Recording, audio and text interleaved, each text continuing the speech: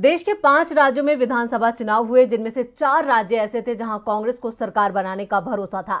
हालांकि चुनाव के नतीजों ने कांग्रेस को करारा झटका दिया और पार्टी किसी भी राज्य में सत्ता हासिल नहीं कर पाई।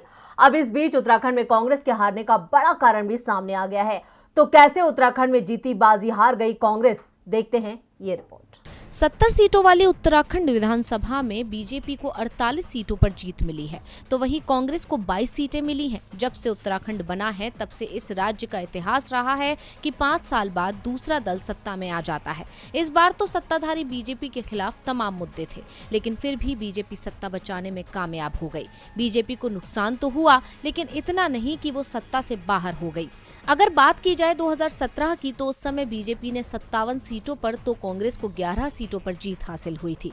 इस हिसाब से देखा जाए तो बीजेपी की लोकप्रियता कम हुई है और कांग्रेस की बढ़ गई है। बीजेपी नुकसान उठाने के बावजूद सत्ता बचाने में कामयाब हो गई। कांग्रेस में इसी पर मंथन शुरू हो गया है। अब इसी बीच प्रदेश कांग्रेस अध्यक्ष का बयान आया है, जिसमें उन्होंने पार्टी की हार का कारण बताया है और उनके बयान से ये साफ है कि राजनीति में किसी मुद्दे को छोटा समझना भारी पड़ सकता है। ऐसा ही कुछ उत्तराखंड में कांग्रेस के साथ हुआ। प्रदेश अध्यक्ष गणेश गोदियाल ने बताया कि जिस बात पर कांग्रेस ने ध्यान भी नहीं दिया था और हल्के में लिया था, उसी बात के सहारे बीजेपी सत्ता में आ गई। बीजेपी ने उस मुद्दे को खूब भुनाया और राज्य में बहुमत हासिल कर लिया, और वो मुद्दा था कांग्रेस के एक कार्यकर्ता का बयान, जिसमें उसने मुस्लिम यूनिवर्सिटी बनाने की बात कही थी। अब इस बयान का फायदा उठाते हुए बीजेपी ने उत्तराखंड में ध्रुवीकरण की राजनीति की।